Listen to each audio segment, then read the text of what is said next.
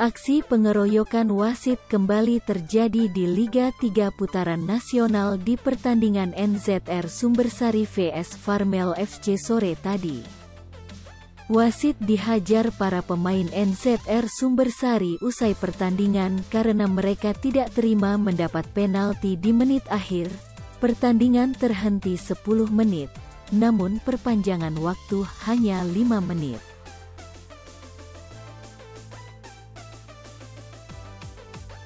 NZR menyerang di menit akhir setelah wasit meniup peluit akhir usai peluit panjang. Para pemain NZR tersulut emosi dan terjadilah aksi seperti ini.